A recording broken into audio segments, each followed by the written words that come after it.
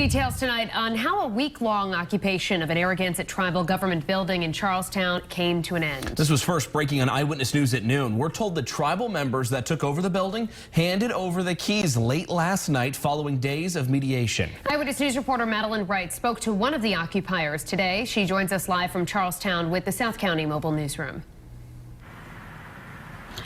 Shannon, Steve, although the occupation is over, there is still an ongoing issue with the leadership of this tribe. Now, the building here is locked, as you can see, and the only one who has the key is the U.S. attorney, who was one of the mediators. The occupation ended after both sides agreed that neither would have access to the building. The sit-in is over at the Narragansett Indian Tribal Headquarters in Charlestown. About 20 people who were in the building left late Monday night after extensive mediation talks. We decided to leave the building. We were not ousted from the building.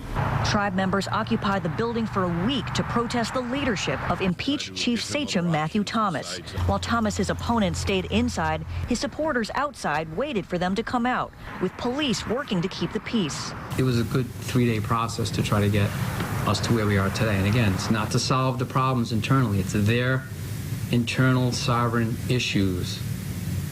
We simply wanted to mediate a peaceful resolution. Tensions were very high. Emotions were very high. The occupying party wanted the impeached chief to step down. They're concerned he spends too much time in Florida, where he has a home. During their sit-in, federal authorities seized documents and computers from the building, and the U.S. Department of the Interior stepped in to mediate. These are the things that we went in to accomplish. A few of them we didn't, but we accomplished more than we set out to, and we are very, very pleased with the outcome.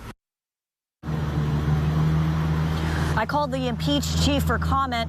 He referred all questions to medicine man John Brown, who says that they both want to just move forward from this issue. Coming up new at 6 o'clock, how mediators were able to get the two factions of the side to find common ground. Live in Charlestown with the Mobile Newsroom, Madeline Wright, Eyewitness News. Now to the latest developments on a story we've been tracking for a week now. The occupation of a Narragansett tribal government building in Charlestown has come to an end. We're told the tribal members took over the building, handed over the keys late last night following days of mediation. The story was just breaking on Eyewitness News at noon. Eyewitness News reporter Madeline Wright has been working this story all day long. And new at 6, she explains the unusual measures taken to reach this point. Madeline joins us live from Charlestown with the South County Mobile Newsroom. Shannon, Steve, there were two sides involved in the dispute here at the Narragansett Indian Tribal Headquarters. There were those in the building and those outside here on the lawn. Now, both sides were divided over the leadership of the tribe, and it took 3 days of mediation for them to agree to leave the property.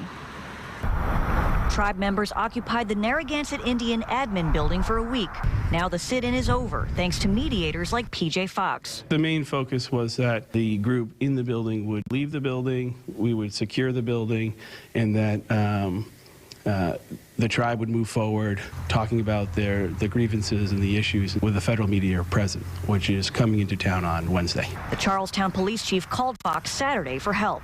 Just felt at that time that tensions were just really escalating from what we observed. When the Institute for the Study and Practice of Nonviolence is thought of, it's often thought about mediating potential gang violence. So when we were called, I was initially shocked. Fox worked with police and the U.S. Interior Department over Christmas weekend to get both factions to agree to stay away from the building. We worked to get a representative from each side into a room so we could talk about just pure safety concerns. He says they found common ground in not wanting violence. I learned a lot in the 3 days that we were down there. I have a lot of greater respect for indigenous groups. The Institute really does wish them the best in coming to a resolution.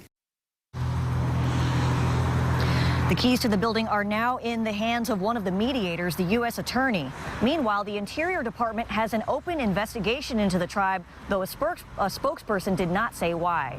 Live in Charlestown with the South County Mobile Newsroom, Madeline Wright, Eyewitness News.